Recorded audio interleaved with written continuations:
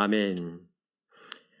오늘 복과 저주에 대한 생각이란 제목으로 우리 잠깐 말씀을 생각해 보기를 원합니다.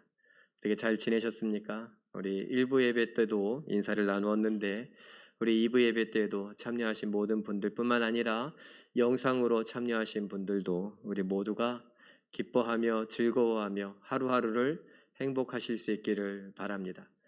그리고 지금 잘 못 만나는 이때가 성도 간의 교제가 무엇인지 확실하게 보여줄 수 있을 때가 아닌가 이런 생각을 합니다. 저도 미운 정 고운 정 들었다고 다 보고 싶고 만나고 싶습니다만 우리가 늘 기도하죠. 성령의 교제케 하심 또 성도가 교통하는 모든 것 이게 뭐냐? 단순히 만나서 차 마시고 밥을 먹고 이런저런 이야기를 하는 것 그것도 좋지만 떨어져 있어도 멀리 해외에 있어도 기도로 하나가 된다는 것. 우리 목사님이 날 위해 기도해 주시는 것 같아. 우리 장로님이 우리 권사님이 우리 집사님이 기도해 주시는 게 느껴져. 여러분 이게 얼마나 큰 복입니까? 우리가 비록 떨어져 있고 또 사는 처지 환경 이런 것들은 달라도 교회 가족이라는 것 때문에 우리가 한 성찬에 참여해서 식구가 됐다는 것 때문에 우리가 서로를 위해 기도해주고 그 기도가 느껴지고 그래서 오늘을 견딜 수 있고 이길 수 있는 것 이것이 우리에게 큰 복이 아닌가 생각해 봅니다. 부디 서로를 위하여 생각해 주시고 기도해 주시고 그 기도를 느끼며 이 어려운 때를 잘 견디고 이기셔서 그리고 우리가 다시 만날 때는 마치 전쟁통에 헤어졌다가 만난 것처럼 잘 지냈냐고 아이고 건강해서 고맙다고 감사하다고 그렇게 부둥켜 안기도 하고 웃기도 하면서 함께 이야기도 하고 식사도 하고 교제도 하고 그런 날이 올 수 있기를 바랍니다. 부디 다들 건강하시고 힘내시고 기도하시고 견뎌주시기를 부탁을 드립니다. 자, 제가 오늘 제목도 그렇지만 여러분들과 함께 이런 질문을 하며 시작해보는 거 어떨까요? 참 행복하십니까? 참 좋은 질문이기도 하지만 또 뭐라고 답하기가 좀 거시기한 그런 질문은 아닌가요? 여러분 우리 모두가 다 행복하기를 바랍니다. 행복의 기준은 다르겠죠. 그러나 언젠가 행복하길 바라서 오늘 열심히 일을 하지 않으십니까? 오늘 게으름 피우지 않고 부지런하게 살려고 하지 않으십니까? 언젠가의 행복을 위해서 내가 오늘 그래도 착하게 살려고 애써오시지 않습니까? 예, 저도 여러분들을 사랑해서 행복하길 바랍니다. 정말 모두가 다 행복했으면 좋겠습니다. 그래서 오늘 이 말씀이 중요한 것 같아요. 행복, 이거는 언제적 행복일까요? 언제 행복하는 걸까요? 천국에서 행복한 것을 얘기합니까? 예수 믿고 복 받으라 라고 말했어요. 그 복이 구원임을 우리는 잘 알고 있습니다. 그런데 내심 바라고 있는 게 있지 않습니까? 예수를 믿고 이 땅에서도 복을 받았으면 그 복이 복 때문에 행복했으면 그런 생각들을 하죠. 저는 여러분들에게 그것만 바라면 안 된다라는 이야기를 하기 위해 지금까지 천국의 복을 생각해야 된다라고 많이 말씀드려 왔습니다. 그러나 여러분 이 땅에서의 복을 제껴놓고 이 땅에서의 행복을 제껴놓고 천국에서의 행복을 바라는 건 아니다라는 것을 함께 나누었으면 좋겠어요. 이 땅에서의 행복만 자꾸 생각하고 돈이 더 있으면 또 집을 사면 또 뭐가 있으면 자꾸 이런 생각만 하니까 그게 중요한 게 아닙니다 라고 더 중요한 천국에 대한 이야기를 했던 거지. 하나님은 이 땅에서 우리가 살면서 고생만 죽어라고 하고 정말 뼈 빠지게 허리가 휘게 그렇게 살다가 그렇게 천국에 가서 행복하길 바라는 건 아니시다 라는 이야기를 하고 싶어요. 여러분 천국에 가면 행복할까요? 한번 생각해 보신 적 있습니까? 천국에 가면 행복할까요? 누가 천국에 가면 행복을 바랄까요? 여러분 생각해 보세요. 천국에선 행복을 이야기할 필요가 없습니다. 왜냐하면 다 행복해요. 천국에 가서 쓸데없는 인사가 있습니다. 밤새 안녕히 주무셨습니까? 이런 쓸데없는 인사 필요 없어요. 어떻게 밥은 먹고 다니니? 진지는 드셨습니까? 이런 쓸데없는 인사예요. 왜요? 거기에서는 다 먹고 마시고 편안하고 잠 못 이루는 일이 없어요. 편안한 잠을 잘 수 있고 그리고 거뜬하게 일어나고 하나님을 찬양하고 기뻐하고 즐거워합니다. 그러니 생각해 보면 천국에서의 행복을 바라는 게 아니더라고요. 천국은 그냥 기본적으로 행복이 깔려 있어요. 유대인들이 이야기하는 샬롬, 평안을 이야기하는 거, 그거 천국에서는 쓸데없는 인사라고요. 천국에선 다 평안합니다. 그러니까 그런 인사가 필요 없어요. 그리고 제가 생각해 보니 그 행복은 우리가 여기에서 행복하려고 막 집중하는 것 때문에 제가 여러분들과 천국에서의 복을 이야기해서 그렇지, 그 행복은 이 땅의 것이더라고요. 행복하길 바란다 라는 건 천국에서 꿈꾸는 게 아니라 여기에서 꿈꾸는 거라고요. 그래, 저는 여러분들이 행복하기를 바라며 정말 함께 이야기하길 바랍니다. 그러면 그 행복을 생각할 때에 제가 먼저 우리가 꼭 기억해야 될 세 가지 전제가 있어서 이것을 먼저 이야기하면서 풀어갔으면 좋겠습니다. 첫 번째 전제가 무엇이냐? 신명기 10장 14절 말씀 우리 함께 읽어봅니다. 시작. 하늘과 모든 하늘의 하늘과 땅과 그 위의 만물은 본래 내 하나님 여호와께 속한 것이로되. 한마디로 말하면 모든 것은 하나님께 속했다라는 것입니다. 모든 것, 온 우주 만물의 모든 것이 하나님께 속했다. 이스라엘 사람만 하나님께 속한 것이 아니라 온 우주 만물이 하나님께 속했다. 그래서 우리는 창세기에서 뭐라 그래요? 태초에 하나님이 천지를 창조하셨다. 그러니까 하나님이 모든 것을 만드셨기 때문에 다 하나님의 것이에요. 하나님께 속한 것이에요. 그러면 모든 것이 하나님께 속했으면 무엇도 속했을까요? 나도 하나님께 속했습니다. 나도. 그뿐만이 아니에요. 나의 인생이 하나님께 속했을 뿐만 아니라 내가 바라는 행복도 하나님께 속한 것입니다. 이거 잘 생각하셔야 돼요. 행복과 관련된 이야기를 하는 겁니다. 모든 것은 하나님께 속했고 그 모든 것에 나도 속해 있고 내 인생도 속해 있고 그리고 내가 꿈꾸는, 내가 바라는 행복도 거기에 속해 있습니다. 믿으십니까? 이게 중요해요. 하나님께 속했다면 하나님하고 해결을 봐야 돼요. 그런데 세상은 텔레비전을 통해서 아니면 스마트폰을 통해서 수많은 영상을 통해서 수많은 음악을 통해서 수많은 사람들의 이야기를 통해서 행복은 이런 거라고 가르치는 것 같습니다. 행복하면은 여러분 무슨 생각이 드세요?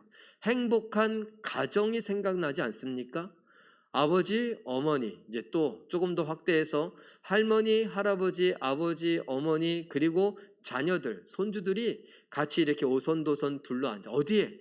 식탁에 둘러앉아서 맛있게 음식을 먹으며 이야기를 하는 거.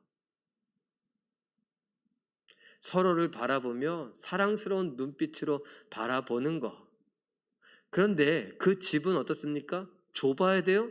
아니요, 좀 넓어야 돼요.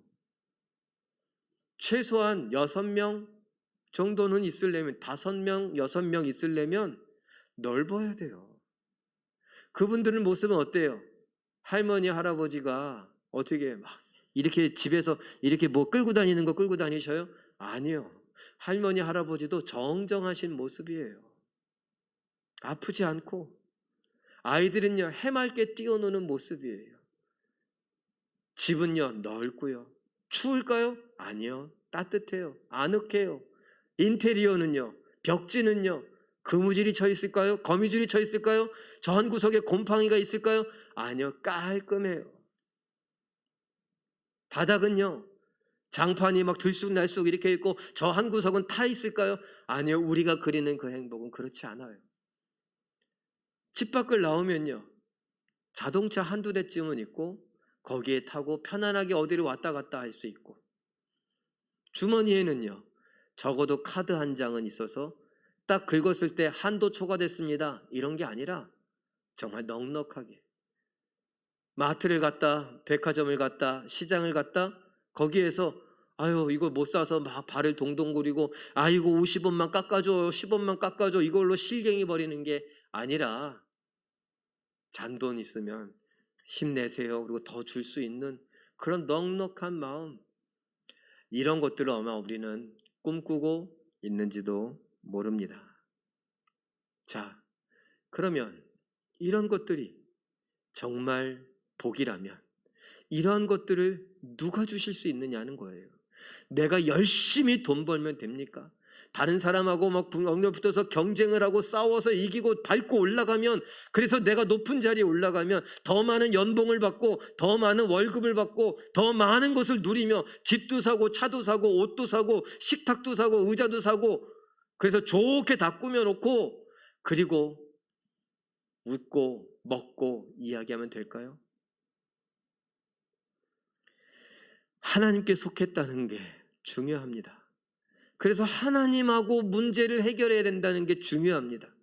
다시 말해 하나님 앞에 이 행복을 달라고 기도하는 것이 중요합니다. 두 번째 전제가 있습니다. 열왕기상 8장 39절 말씀 읽어봅니다. 시작. 주만 홀로 사람의 마음을 다 아심이니이다. 아멘. 요한복음 2장 24절에서 예수님 말씀하십니다. 친히 모든 사람을 아신다. 좋아요. 다 하나님의 것이에요. 그리고 하나님이 다 아십니다. 다 아셔요? 나를 아세요. 77억 9천 이제 80억 정도 됐다고 78억 정도 됐다 그랬어요. 세계 인구 78억을 다 아십니다. 그리고 그 78억 중에 속해 있는 나도 아십니다. 내 이름도 아십니다. 내가 뭘 좋아하는지도 아십니다. 그리고 나를 안다라고 했을 때 나의 태어나는 것도 아시고 나의 죽는 것도 아십니다. 요람에서 무덤까지 아십니다. 그러면 하나님이 아신다라고 했을 때 그때 따라가면서 아유 여기 이랬구나, 아유 7살 땐 이랬고 8살 땐 이랬고 70살 땐 이랬고 80살 땐 이랬고, 아니요. 하나님은 영원하신 분이에요. 창조자예요. 시간이라고 하는 거 과거, 현재, 미래, 30년 전 그리고 오늘 30년 후 이런 건 우리에게나 해당되는 이야기예요. 해가 바뀌면서 나이가 들어가고 날마다 내 컨디션이 다르고 상태가 건강이 다르다라고 말씀하시는 것, 시간에 매인 건 우리뿐이에요. 하나님은 시간에 매이지 않으세요. 그래서 우리가 이해할 수 없죠. 우리의 태어나고 죽는 것을 하나님은 한 번에 보십니다. 우리의 인생을 통째로 한 번에 보십니다. 나를 안다라고 했을 때 나의 나심과 나의 죽음을 아는데 그걸 통째로 보고 아시는 분 뿐만 아니라 행복과 관련된 이야기를 하니까 행복, 나에게 무엇이 진짜 행복인 줄 아시는 분이 하나님입니다. 내가 그리는 행복, 그것은 나를 함정으로 몰아넣을 수도 있습니다. 그 내가 그리는 행복 때문에 다른 사람들의 불행도 눈 감을 수 있는 것, 그것이 우리입니다. 내가 꿈꾸는 행복에 나의 행복에 취해서 혼자 살아가는 사람들도 너무나 많이 있습니다. 다른 사람을 괴롭게 하고 피눈물 나게 하고 마음 상하게 하고 속상하게 하면서 그냥 나만 행복하면 되는 거. 돈 많으면 행복할까요? 그래서 여러분 그런 이야기들이 많이 있지 않습니까? 로또 복권에 당첨된 분들이 다 행복하냐? 행복인 줄 알았어요. 그런데 그 돈을 받고 나니까 어떻게 돼요? 가족 간에 불화가 생기고 이혼을 하게 되고 가족 간에 싸우고 다투고 그리고 칼부림까지 나기도 하고, 이것이 진짜 우리가 생각했던 행복입니까? 하나님은 아십니다. 나에게 행복이 무엇인지. 내가 그리는 행복이 아니라 나에게 꼭 필요한 행복, 나에게 가장 나를 행복하게 할 수 있는 그 행복이 무엇인지 하나님은 아신다라는 겁니다. 그리고 세 번째 전제가 있습니다. 신명기 10장 15절 말씀 읽어봅니다. 시작. 여호와께서 오직 내 조상들을 기뻐하시고 그들을 사랑하사 그들의 후손인 너희를 만민 중에서 택하셨음이 오늘과 같으니라. 아멘. 만민 중에서 택하셨다. 하나님은 똑같이 사랑하지 않으세요. 하나님은 그런 면에서 평등하지 않으세요. 하나님은 그런 면에서 공평하지 않으세요. 뭘 보면 아냐면요, 우리를 보면 알아요. 78억 중에 하나님을 믿는 사람은 소수입니다. 77억이나 76억이 하나님을 믿는 게 아니에요. 극소수의 사람이 하나님을 거절하거나 거부하는 것이 아닙니다. 대부분의 사람들이 하나님을 거절하고 거부하고 하나님 믿는 사람들을 오히려 핍박하고 박해하고 죽이기까지 합니다. 하나님은 말씀하십니다. 만민 중에, 지금으로 말하면 78억 중에 내가 너희를 선택했다. 이스라엘 사람들을 두고 이야기했었지만 그 이스라엘 사람들은 오늘 우리 성도들을 두고 하는 이야기라고요. 우리를 향하여 말씀하십니다. 내가 너희를 택하였다. 이 말은 왜 택했을까요? 좋아서. 하나님이 우리를 보시고 좋아서. 하나님이 우리를 보시고 사랑하셔서. 하나님이 우리를 보시고 마음에 들어서. 아무런 조건도 갖추지 못했어요. 내가 뭐 잘하는 것도 없어요. 그런데 하나님이 그냥 좋대요. 내가 뭘 잘해서 좋으면 내가 못하면 싫을 거 아니에요.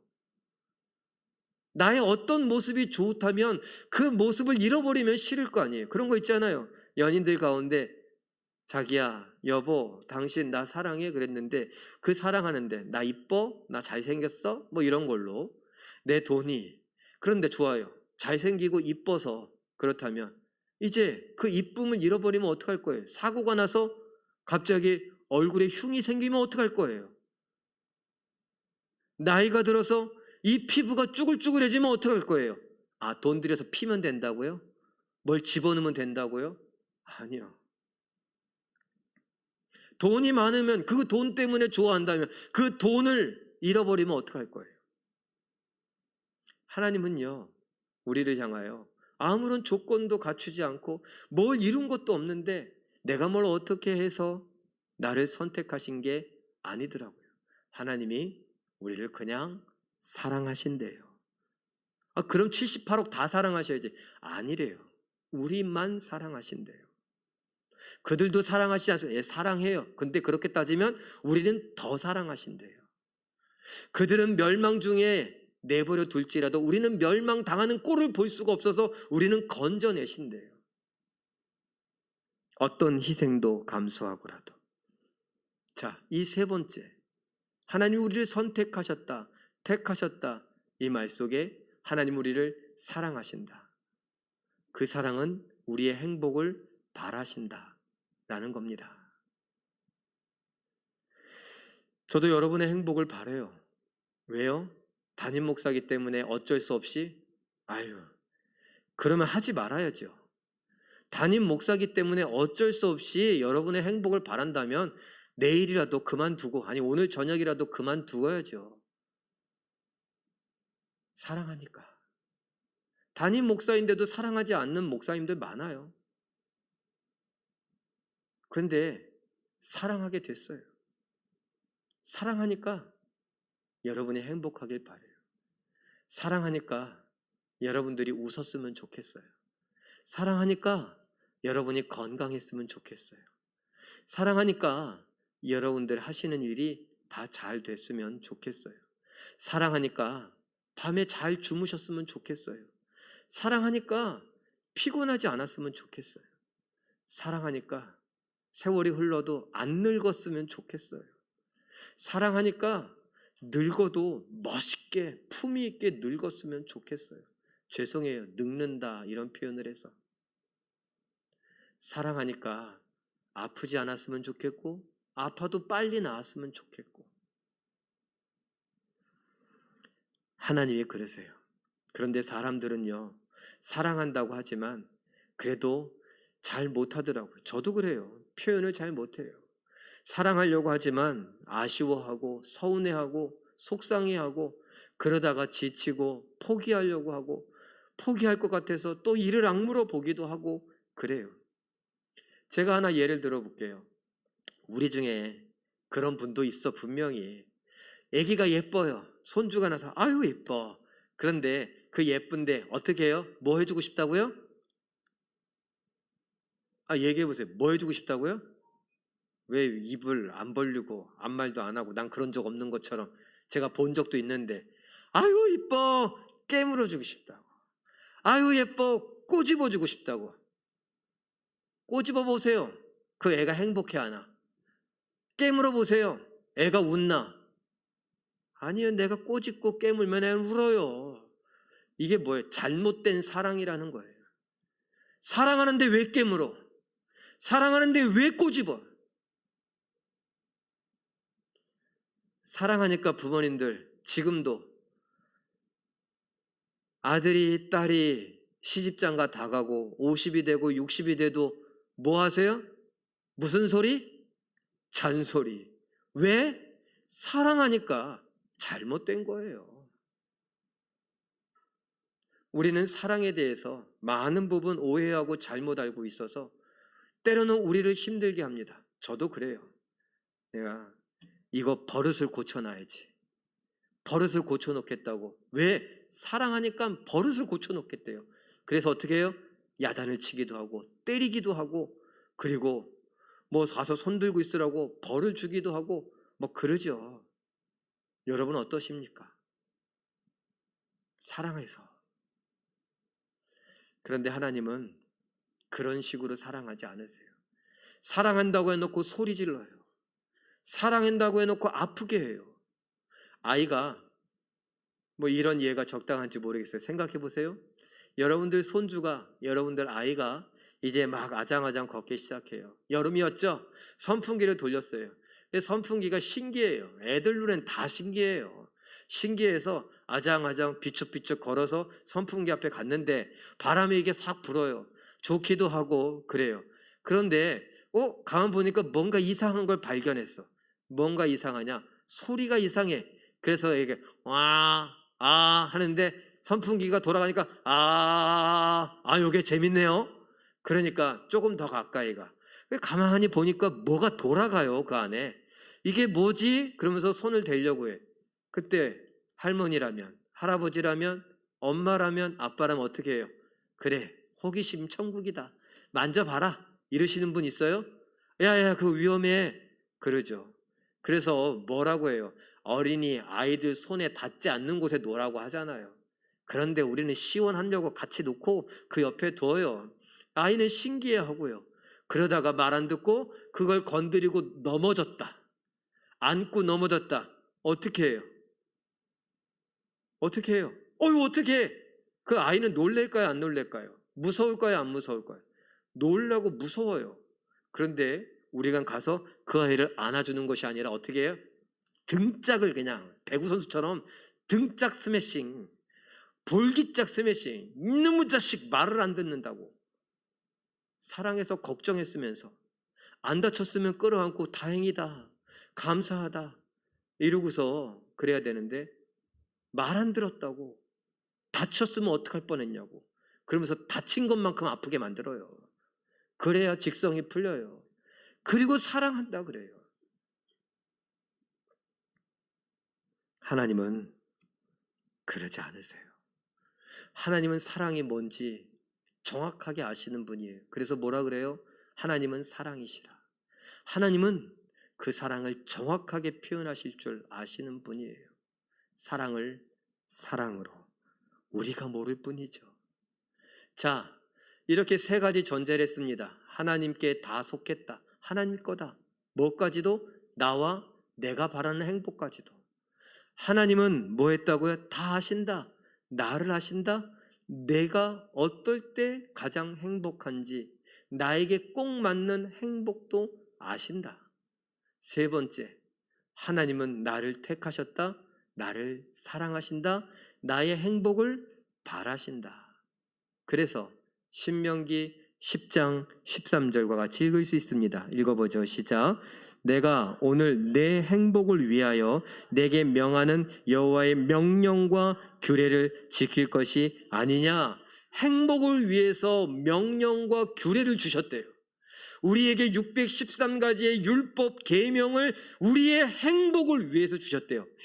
613가지나 그렇게 많은 계명을 주시면서 우리를 이렇게 저렇게 간섭하고 우리를 단속하고 우리를 경계하고 우리를 관찰하고 감시하고 우리를 힘들게 하고 옥조이고 괴롭히려고? 아니에요. 속지 마세요. 사단이 그렇게 우리를 느끼게 하죠. 십계명 그거는 구약 시대에나 있는 것이고 그 시대에 지켜야 되는 것이지 뭘 굳이 우리에게까지. 사탄이 우리에게 복, 행복, 거리가 멀게 하려고 자꾸 그런 생각을 갖게 해요. 하나님 뭐라 그러세요? 우리를 처벌하기 위해, 우리를 징벌하기 위해, 심판하기 위해, 우리를 지옥 가게 만들기 위해 이 계명들을 주세요? 아니요. 행복하기 위해. 행복하기 위해. 이 계명 율법을 주시고 613가지 요약판 10계명 10가지, 그것도 요약판 가장 큰 계명 2계명, 하나님을 사랑하라, 내 이웃을 사랑하라. 이것도 많으냐? 그러면 엑기스 하나, 내 이웃을 내 몸과 같이 사랑하라. 이것을 우리에게 주십니다. 이제 뭐만 남았어요? 그걸 받을 거냐 안 받을 거냐 이거예요. 행복을 위하여 우리에게 주신 이 계명, 율법, 규례 이런 것들을 받을 거냐 안 받을 거냐. 누구 몫이에요? 내 몫이에요. 그래서 신명기 11장 26절과 같이 읽을 수 있어요. 한번 읽어볼까요? 시작. 내가 오늘 복과 저주를 너희 앞에 두나니. 복과 저주를 우리 앞에 두셨대요.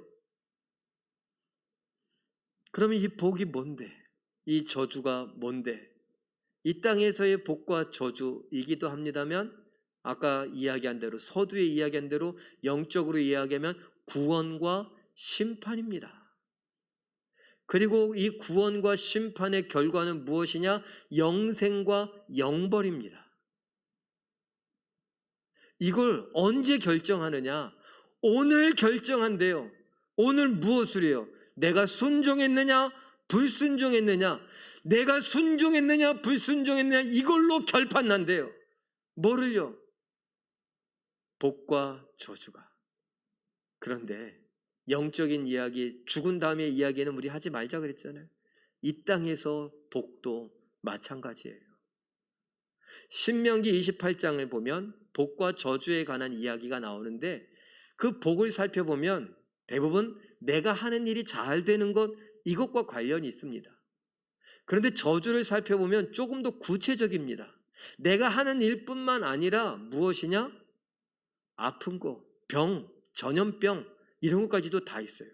그러면 반대로 생각해 보면 행복이다 라고 했을 때 하나님께서 28장에 신명기 28장에 내가 하는 일이 잘 되는 것만 이야기하셨지만 저주와 반대로 생각을 해보면 우리는 기본적으로 건강하다는 거예요. 건강의 복도 받는 거예요. 일 잘 되는 복도 받는 것이고 일 잘 됨으로 인해서 먹는 복도 받는 것이고 마시는 복도 받는 것이고 입는 복도 받는 것이고 거주하는 복도 받는 것이고 사람들과의 관계에서도 잘 되는 복을 받는다라는 거예요. 우리가 흔히 이야기하는 일상에서의 복 말입니다. 근데 그 복이 무엇과 관계 있다고요? 하나님의 말씀, 이 말씀이 내 앞에 있는데 이걸 받느냐 안 받느냐, 순종하느냐 불순종하느냐 이것과 관계가 있다고요. 하나님은 뭐 하신다고요? 우리를 사랑하셔서 행복하기를 원하신다고요. 우리를 너무나 잘 알아서 우리의 처음과 끝을, 우리의 운명 자체를 아신다고요. 우리에게 가장 잘 어울리는, 가장 행복할 수 있는 그 행복을 아신다고요. 그리고 우리의 인생과 그 행복이 다 하나님의 손에 있다고요. 그 하나님이 우리의 행복을 위해 계명, 율법, 말씀을 주셨습니다. 순종해라. 순종해라. 오늘 순종을 선택해라. 그런데 순종하려면 뭐가 필요하냐고요? 신명기 10장 16절이 필요합니다. 읽어보죠. 시작. 그러므로 너희는 마음에 할례를 행하고 다시는 목을 곧게 하지 말라. 겸손하라. 할례를 행한다. 여러분 잘 알죠? 할례가 뭔지. 그냥 쉽게 말하면 껍질을 벗어버리라는 거예요. 가면을 벗어버려라. 그런 척하지 말고 하나님 앞에서 어린아이와 같이 가면을 벗어버리고 내 허울들을 다 벗어버리고 겸손해라. 목을 뻣뻣하게 곧게 하지 말아라. 그러면서 우리에게 롤 모델을 소개합니다. 빌립보서 2장 5절과 8절 우리 함께 읽어보죠. 시작.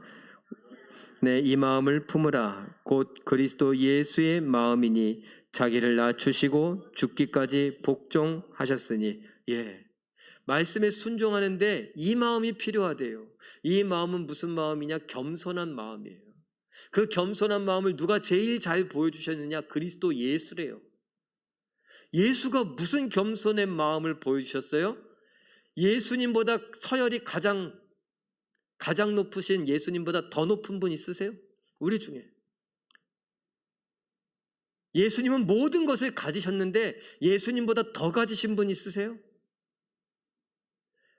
모든 것을 가지신 분, 서열 최고 1위이신 예수님께서 모든 것을 버리고 그 서열 가장 낮은 곳까지 내려오셔서 어떻게 했느냐? 하나님 말씀 앞에 순종을 넘어 복종하셨대요. 그 복종을 뭐 했는데? 죽기까지 복종하셨대요. 사람으로서 할 수 있는 최대의 복종이에요. 생명과 관계되어 있는데 이 생명은 내 거라고 생각하잖아요. 내가 죽으면 끝이라고 생각하잖아요. 좋아요. 가장 큰 복종, 그 생명까지도 버리고 내려놓는 그 복종을 하셨대요. 누구 앞에? 하나님 말씀 앞에요. 그 말씀은 뭘 위해 줬는데요? 우리의 행복을 위하여 주셨대요. 행복을 위하여 줬는데 죽어요? 그 겸손한 마음으로 하나님 앞에 순종하는 것, 이것이 우리에게 중요해요. 순종 못하는 이유가 뭔지 아세요? 순종 못하는 사람들이 이거 잘해요. 뭐요? 핑계를 잘 대요. 이유가 많아요. 사연이 많아요. 그리고 뭐스럽다 그래요? 고집스러워요. 고집불통이에요. 소통이 안 되는 불통일기도 하지만 고집을 내세워요. 왜요? 내가 살 만큼 살았고 알 만큼 알고 배운 만큼 배웠고 나도 경험 누구보다 못지않게 많고, 그래서 내 지식, 내 경험, 내가 갖고 있는 것, 알고 있는 것, 이런 것들이 나를 교만하게 만들어요. 그래서 말을 잘 듣지 않아요. 예전엔 그랬어요. 40이 넘는 남자들은 고집이 너무 세다고. 그래서 학습지 선생님을 키우는데 학습지 선생님, 예를 들어 빨간팽이라든가 이런 거 뭐 선전하는 거 아니진데 뭐 이게 그런 거 방문해서 이렇게 하는 거 있잖아요. 남자 40 넘은 사람은 안 받는데요. 고집스러워서. 아는 게 너무 많아. 잘났어. 잘났는데 왜 그걸 하고 있어요? 근데 잘났어요. 근데 이젠 그렇지 않아요. 제가 가만 보니 이젠 10살만 넘어도 남자건 여자건 잘났어. 아는 게 많아. 자기보다 10살이 많고 20살이 많고 30살이 나와도 가르치려고 해. 이야기하는 거 보면 꼭 선생님하고 얘기하는 것 같아요. 그런 사람들이 너무 많아요. 뭐예요? 목이 곧은 거예요. 뭐예요? 듣기 싫은 거예요. 말씀에 이야기하면 순종하기 싫은 거예요. 이유가 많고 사연이 많아요. 내가 중요해요. 내 경험이 중요해요. 내 형편과 처지가 중요해요. 내 상황이 중요해요. 내 상처가 중요해요. 내 경험이 중요하기 때문에 이 말씀 어쩔 수 없어요. 못 지켜요. 그 누가 그렇게 유혹해요? 사탄이 그렇게 유혹해요.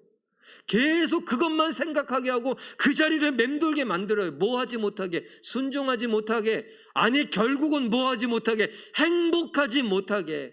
하나님이 원하시는 그 행복을 우리에게서 빼앗으려고 사탄이 계속 순종하지 못하게 하고 있다고요.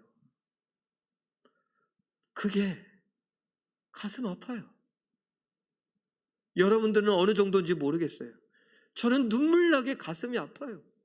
우리 성도들을 보면서 너무너무 행복했으면 좋겠는데, 너무너무 웃었으면 좋겠는데, 이런저런 이유와 핑계와 사연을 운운하며 자기 얘기만 하면서 하나님 말씀에 순종하지 않는 그런 교만한 모습, 예수님의 마음을 쳐버린 모습, 그래서 행복을 발로 차버리는 모습,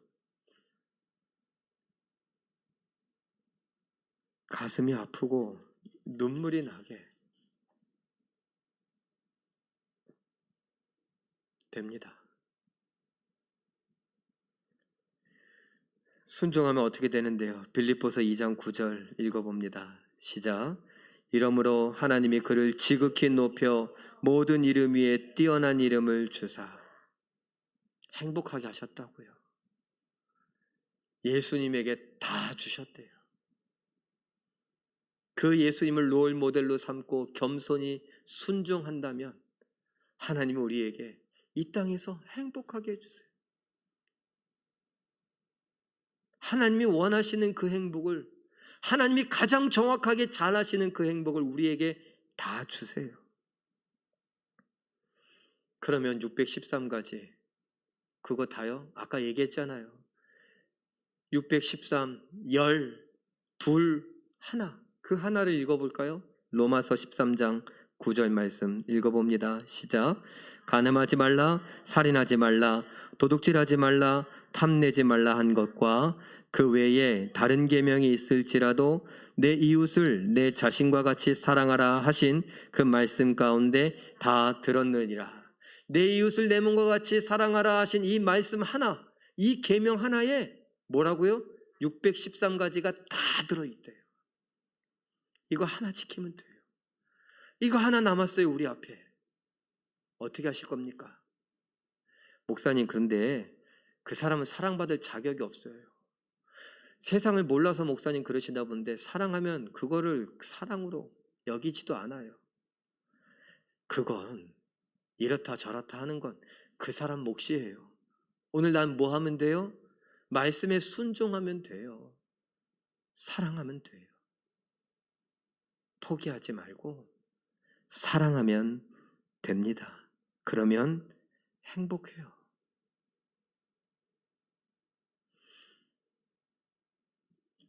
여러분, 행복하십시오. 여러분, 진짜 행복을 누리셨으면 좋겠습니다. 죽어서 천국 가서 거기선 행복을 이야기도 안 한다니까요. 여기서 행복하십시오. 여기서 건강하십시오. 여기서 아프지 마십시오. 여기서 아파도 빨리 나으십시오. 여기서 상처 이런 거 끌어안고 살지 마시고 편안하게 사세요. 여기서 편히 주무세요. 여기서 무슨 음식을 먹더라도 맛있게 드세요. 여기에서 사람들하고 웃으면서 행복하게 지내세요. 가족들만 아니라 내가 아는 지인들, 친구가 아닌 사람들, 우리 교회 성도들, 구역 식구들, 전도회 식구들, 우리 신앙 공동체, 우리 가족들 안에서 행복을 나누면서 같이 웃고 같이 행복하고 같이 살아가길 바랍니다. 제 마음을 담아 그림을 하나 표현했어요. 순종, 사랑하며 진짜 행복을 누리시기를 축복합니다. 우리 성도님들, 하나님 안에서 말씀에 순종하며 하나님이 나를 사랑한다고, 나의 행복을 원하신다고, 내가 어떨 때 가장 행복한지 정확하게 아신다고 하셨으니 말씀에 한번 순종해 보시고 행복을 누리시는 우리 모두 되시길 예수님의 이름으로 축원합니다. 기도하겠습니다. 사랑의 하나님, 우리가 순종하겠으니